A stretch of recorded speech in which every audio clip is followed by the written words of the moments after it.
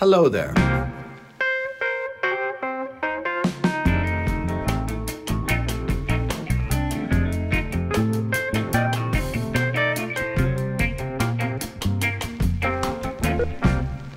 So let's begin with number 64, The Catcher in the Rye. When I was a teenager, I read garbage. I read horror fiction voraciously. I met a very influential young man in high school. I don't know how he, at a young age, became so smart about reading literature, but it just felt like he was miles ahead of me. One day I was reading, he came up to me, he said, "What's that?" I showed it to him. It was like a horror fiction novel. He said, you've got to throw those books away. Like, those books are garbage. You're smarter than that. You should be reading proper literature. And I was, of course, deeply offended. I said, well, okay, well, what's good literature? And he gave me The Outsider by Camus, and he gave me The Catcher in the Rye. I didn't say, okay, I'll just finish reading this and then I'll read these. I put that away. And that weekend, I read both of those books, and I was immediately, permanently changed. From that weekend, I devoted my life to proper literature with a capital L. Because those books, The Outsider and The Catcher in the Rye, there were no poltergeists. There were no parasitical aliens. There was no madmen slaughtering. There was none of that. It was the very close to earth tribulations of normal humanity. And so I will always remember those two books, The Outsider and The Catcher in the Rye, as the two books which were a catalyst to my adult life and my obsessive desire to read as much literature as I possibly can. Okay, so let's talk about The Catcher in the Rye, a very simple book about a young man. I believe he's 15 years old. His name is Holden Caulfield, and he is going back to his dormitory at a very expensive private school. He has been kicked out of this private school, and he's packing up his belongings with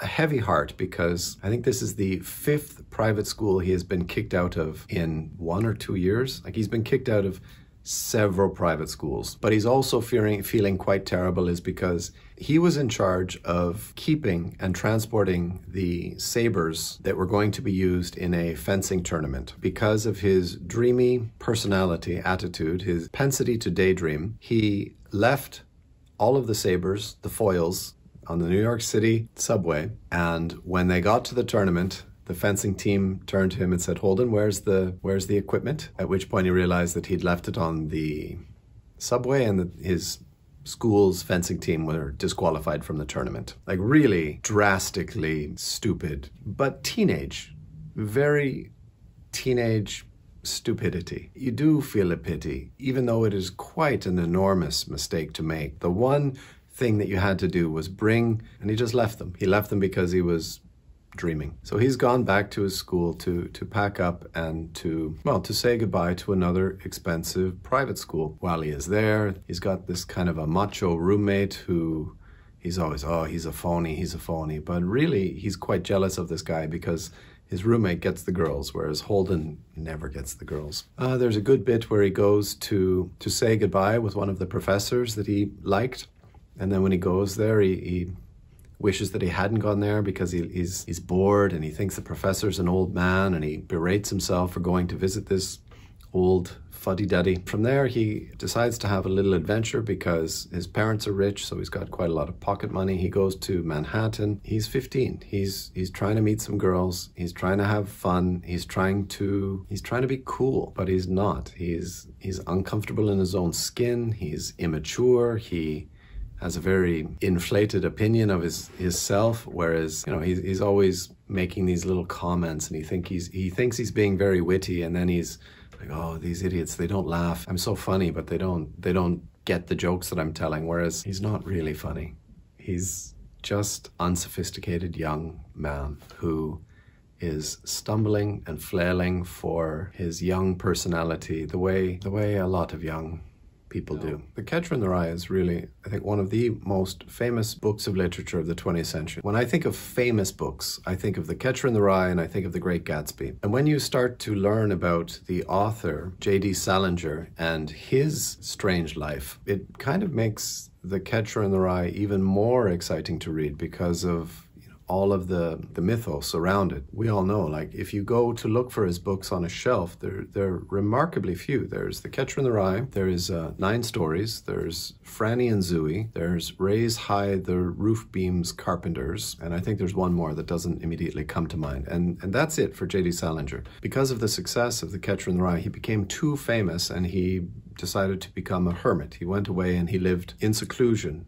Not quite in seclusion, because he had these young girlfriends who would come and live with him for a time. But he lived away from society, like no interviews, no photographs, no... Like, it is rumored that when he went down to the village that he lived close to, that when he picked up his mail, he would sign for his mail with an X, and they had to accept that because they knew that he was the famous reclusive author Salinger. 63, the Wapshot Chronicles. Here it is. St. Botolphus was an old place, an old river town. It had been an inland port in the great days of the Massachusetts sailing fleets, and now it was left with a factory that manufactured table silver and a few other small industries. The natives did not consider that it had diminished much in size or importance, but the long roster of the Civil War dead, bolted to the cannon on the green, was a reminder of how populous the village had been in the 1860s. This was the second novel that I read by John Cheever. The peculiar thing is that the first novel that I read by John Cheever was the sequel to this one, which is called the Wapshot Scandal, which follows the same characters from the same family, that is their family name, Wapshot, and about their further exploits. And it was odd that I read the Wapshot Scandal before reading this one. The Wapshot Chronicle is quite a nice story about these two brothers coming from this very small town, following them as they lead their lives. One brother is a bit more outgoing, although he has a tendency towards alcohol. The other brother is a bit shy and easily manipulated by his wife. And that is the magic of John Cheever. Is not, I don't believe it is in the plot. The plot is wonderful and it has many highly amusing twists and turns. It's the way that John Cheever writes. John Cheever has one of the most playful and exciting styles that I love. I love this slightly absurd, the way he creates a sentence with some very playful references, I think is just wonderful. Like, John Cheever affected my view of literature when I discovered him, and I discovered him very, very late. And then I discovered that he was primarily known as a short story writer for The New Yorker, and his short stories are like little shining jewels. That is probably where he had most of his talent, was in his creation and formulation of these little perfect short stories that there's just so much character and richness in them. Huge fan of John Cheever, in case you can't tell. Now, From Here to Eternity. When I started my YouTube channel, that was one of the books that I really wanted to highlight. It's not a book that you hear much about, is it? From Here to Eternity. Like, if that title means anything to you, it is probably because of the black and white film with Montgomery Clift, Frank Sinatra, and Ernest Borgnine, I believe. And there's this very, very iconic scene on the beach. That is the image from Here to Eternity. And I don't think many people are aware that it is an incredible novel. I think because it's quite big. I think it's a monster. It's like 900 pages. It's about the Second World War. It is a portrayal of American soldiers who are stationed in Hawaii, in Pearl Harbor. America has not yet come into the war. I think, when did America come in the war? You know, they came in late. 1940, 41, 42? World War II was quite a European war, like England and Germany. Japan, of course, and Italy and Egypt. Canada, of course, was sending a lot of guys in. The Australians were jumping in. America was staying out until Japan bombed Pearl Harbor, and then America came in. What is happening is that World War II is raging in Europe, and there are these American soldiers stationed in Pearl Harbor, or stationed in Hawaii, and they're bored. All of the guys on the military base are saying, God, when are we going to get in this war? It's so boring every day, just hanging around. Every day we do the military drills, we do the exercises, we do the shooting, we do the... God, it's boring all the time. When you're like, God, I just want to get in this war and do something. Imagine that. Boredom. They're young, they're soldiers, they're desperate for action. They just want to jump in and do something because they're sick of hanging around, and that is what they're doing. They get their pay, they go down to is it Honolulu? It might be Honolulu, I'm not sure. They go down to the main city, and they spend all their money on alcohol and prostitutes. Between times they are playing poker and gambling because there's nothing else to do. They're just bored to tears with being a soldier and not having any action. The one central character, I don't know his name, he is this disobedient character. He is the anti-hero, the disobedient radical anarchist. Like, you should be thinking Paul Newman's character in Cool Hand Luke. That was the character I was thinking of the entire time I read From Here to Eternity, was Paul Newman, Cool Hand Luke. That's the guy. He starts off, he's got one of the easiest jobs in the army. He plays the bugle. He's in the military band, and that is a regiment. The people who play the musical instruments, that is all they need to do. But it's quite light compared to the regular Marines and GIs. They have to have band practice, basically, and he gives it up. He gives up the easiest job in the American military because he feels that it's expected of him. He's also like a champion boxer. That as well would be a ticket to a very easy military service, that if he can be a boxer and he can be on the sports team in the military, that will guarantee that he has an easy military life. He won't have to do so much, physical training and all the other stuff that the soldiers have to do that they're always complaining about. He can just box. All the soldiers know that if you can get on the sports team, that's an easy ride. And he gives that up as well, just because he's contrary. He just doesn't want to do what people expect him to do, and he doesn't want to do what his superiors, what will make them happy. So he becomes a regular soldier. They actually work him a lot harder than everyone else because he refuses to be on the boxing team, to be the bugler. And that is what From Here to Eternity is about this man who will not go along. He will not take the easy road. He will not do what other people expect him to do. He will just be a pain in the ass of every authority figure he meets. But it is a very long book, and there is like a whole other story about one of the soldiers who's having an affair with one of the wives of one of the other soldiers, like that, almost like a separate story within the book. I'm just concentrating on the part of the book that I like. It is a really wonderful book, and I intend to read it again. It's just, it is 900 pages. It's a big one. Like, it's not, but I remember it being a very, very easy and exciting read. But there's so many scenes. Like, I'm just remembering now, like, there's a bit where this guy goes to, what is it, the military prison? What's it called? The stockade? He goes to the prison for soldiers, and they have to, like, bust rocks with sledgehammers. It's, in the Hawaiian sun. Like, it's brutal.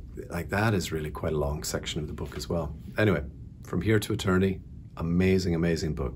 Does it drag? I think it might. I think by the time I got to page 700, 800, I was thinking, okay, all right, we are due for the ending soon. But I really remember it with a lot of fondness. And eventually, when I finish reading all of those books back there, I will read that one again. Okay, now, if you're wondering why I talked unusually long about those first 3 books, it's because I don't remember the last 2 books at all. 61, Death Comes for the Archbishop, written by Willa Cather. It doesn't look very exciting, and the title does not sound very exciting. My memory of the book was that it was not very exciting or particularly fun to read. My only memory of the book was when I finished it that I felt, well, that wasn't quite as bad as I thought it might be. That is my only memory of the book. Yes, it was a bit dull.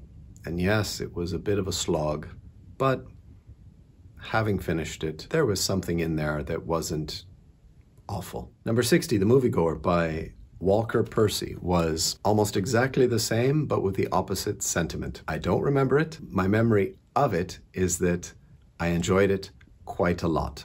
I can't say why. It felt a bit dreamy, a bit existential. Reminded me quite a lot of The Stranger by Camus. There was this figure who was trying to do something with his life. I remember that there was I think he proposed to a woman and she turned him down because she was getting a better offer, but that's really vague. I don't take that as fact. This main central character was looking for something to do with himself. Ultimately, my final opinion was that I remember enjoying the book very, very much, But that's the only thing that I remember, was that it was a great book. However, none of the characters, just that, it was kind of a dreamy book where, he spent a lot of time driving places, and like he went on a date with this girl and she got in the car and she said, "Where are we going today?" And he said, "Oh, I thought maybe today we just go driving." She was disappointed. "What do you mean just driving? Aren't we going to go somewhere?"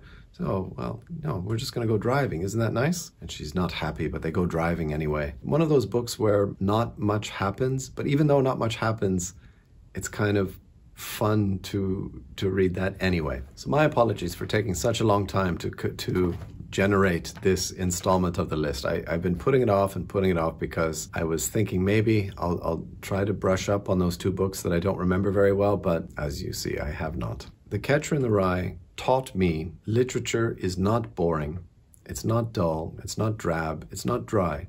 Literature is just, it's a style, it's a character, and you feel an affinity. You can feel their struggle. Mostly for horror fiction, the writing is quite poor, low level. And with literature, quite a lot of it is about the writing, the style, the way the author writes. And you get that when you read Steinbeck. Like, Steinbeck has such a flowing, beautiful style. It's like, wow, this guy writes.